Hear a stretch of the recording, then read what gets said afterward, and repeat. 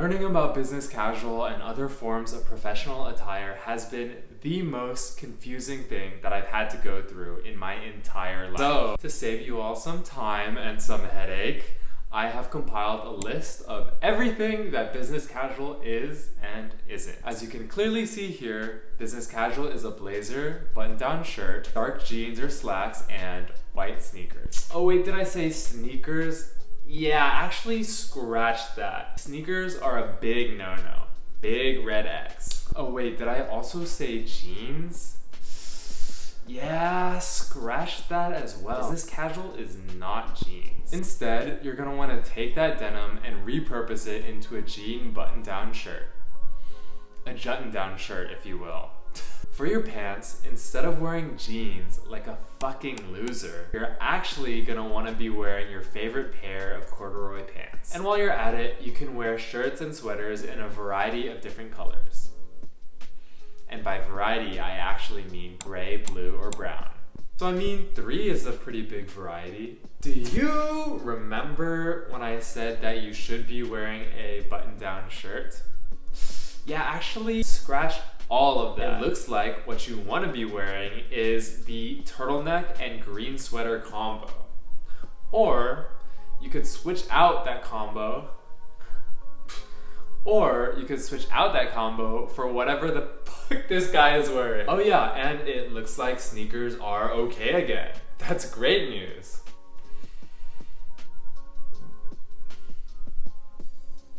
Did you wear them? Did you wear your sneakers to work? Wrong. You're fired. Sneakers are not appropriate dress shoes. Throw those sneakers out into the garbage, and while you're at it, take your loafers with them. That's right, fellas. You heard it here. Save your disgusting loafers for the days between June 15th and September 15th. I don't even want to catch a glimpse of them in October. Did you even write that down? Are you even taking notes? I mean, like, what are we even doing here? Okay, come on, write that down. It's basics. Fashion basics. The first rule, no loafers in October. Oh my fucking god. Looks like actually you can kind of get away with wearing whatever you want as long as you walk in a really, really funky way. Scratch that. Funkiness is out. Funkiness is so out. Did you think that funkiness was in? Idiot. Idiot. Actually, you have to look like, and this is crucial, like you're a 3rd generation Alpha Tau Omega brother and your dad just landed you a managerial position at his company. And also you're racist. That is business casual. And please, don't even get me started on women's business casual. Like, can you tell me what the difference is functionally between these 5 outfits? Like, there's supposed to be a spectrum here, but I don't understand what the fuck is going on. Did you write all of that down? Because we still haven't learned about all of the other types of clothing. You got business casual, business professional, business formal, business normal, normal casual, smart casual. By the way, what the fuck is this guy doing? Now you may be asking, how did we get here? Well, in order to understand the meaning and impacts of modern Western professional attire, we must first understand the history of fashion, from the origin of formal clothing all the way to the rise of Shein and fast fashion today. Let's do it. Humans started wearing clothes for the first time in Africa 170,000 years ago. Actually, why is this in here? Who wrote this? Alright, whatever. Let's skip ahead. We are now in Enlightenment Europe in the late 17th and 18th centuries, where the distinction between full dress or formal clothing and undress or informal clothing began. Okay, I guess. Alongside the Enlightenment ideals of égalité or equality, liberté or liberty, and fraternité, or Greek life, emerged the initial forms of the 3-piece suit. Such clothing, popularized by British dandy Beau Brummel,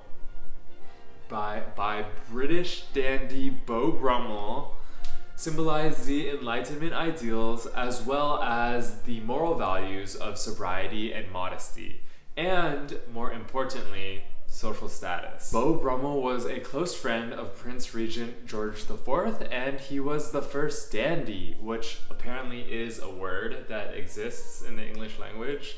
To be honest, I thought that it was just something that they made up specifically for the song Yankee Doodle. Is it even in that song?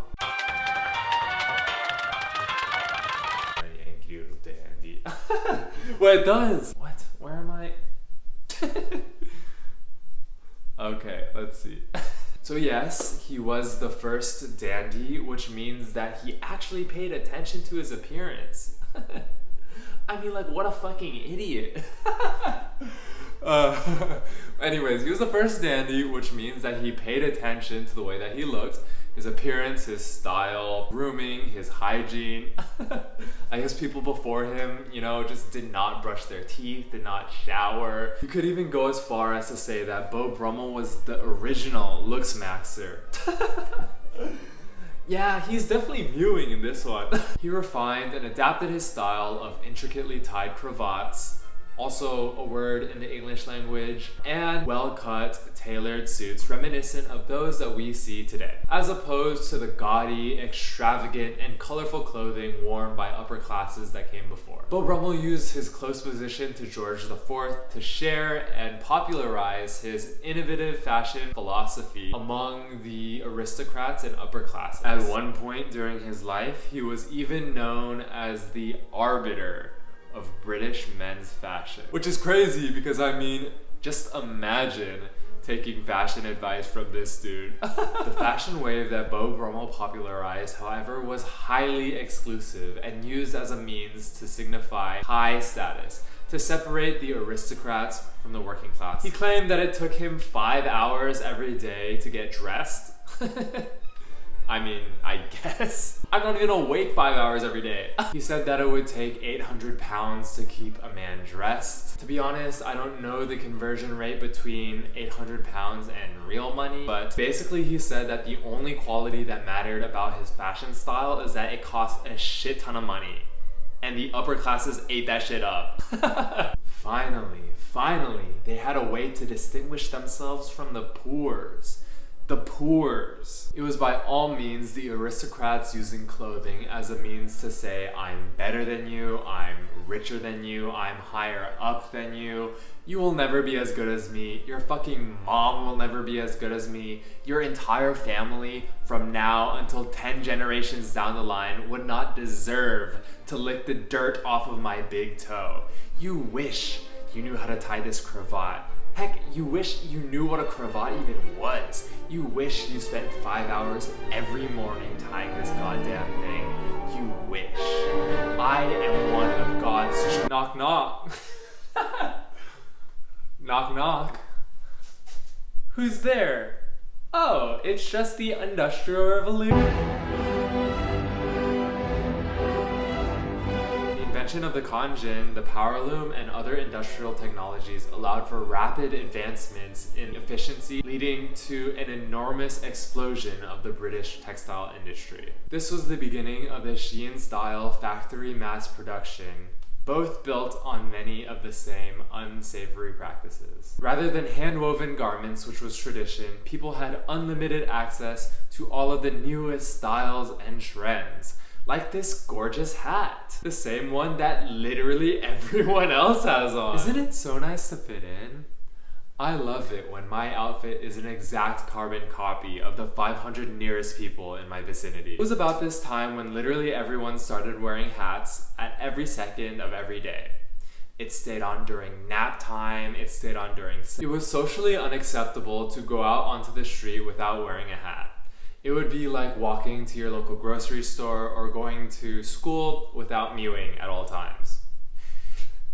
Completely unacceptable. And again, clothing was a class marker. The type of hat you wore, the type of clothing you wore, and how you wore it would show to the world different aspects of your identity, from your social status to your occupation. Of course, if I saw you in a top hat, the most elevated and sophisticated of all of the hats out there, I would immediately bow down to you in order to pay my respect and deference to your superiority over me.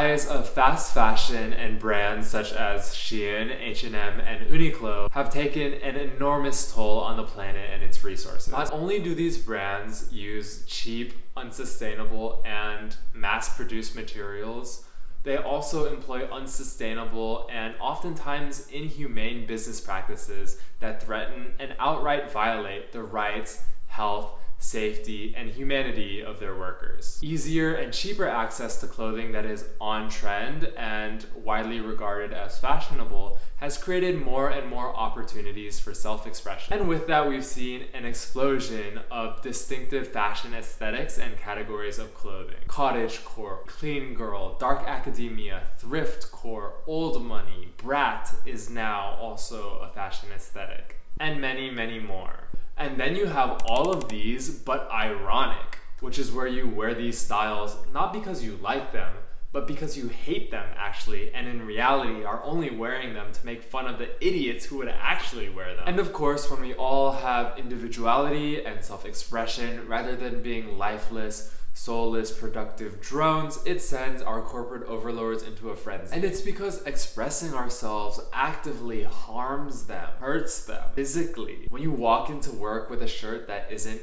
gray, white, navy, or black, that is equivalent to punching your boss in the gut 3 times. I mean, you could get away with like a dark blue instead of a navy, but light blue, that's like 6 punches right there. Bang, bang, bang, bang, bang.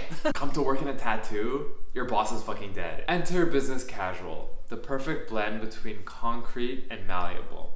Just concrete enough that your boss can enforce it on you as an arbitrary yet nonetheless unbreakable rule, and just vague enough that your boss can decide whether or not your clothing fits into the standard based on how they are feeling in that moment. But selective enforcement is nowhere near the worst part about business casual and related dress codes. Professional dress codes create barriers to entry into the workforce and barriers to social mobility for lower income individuals. Think about it. When you show up to a job interview, even for entry-level jobs or food service jobs, for example, professional clothing is kind of the expectation. Business casual at minimum. But all of that costs money, and a lot of it too. Let's take men, for example. Dress shirt, $20. Tie, $15. Slacks, $40. Belt, $30. Socks, $10. Dress shoes, $80. Not to mention all of the time spent going out to purchase all of these different items, and all of the time spent learning how you're supposed to wear them, the rules around wearing this type of clothing in the first place. Don't know what I'm talking about when I say the rules around wearing professional clothing? Well, just think about walking into an interview with your shirt untucked and still wrinkly from last night because you didn't iron it. Or maybe your socks are too short, or maybe your interviewer is scared of your tattoos. We aren't born with this natural understanding of what our potential employers will view as professional and not professional.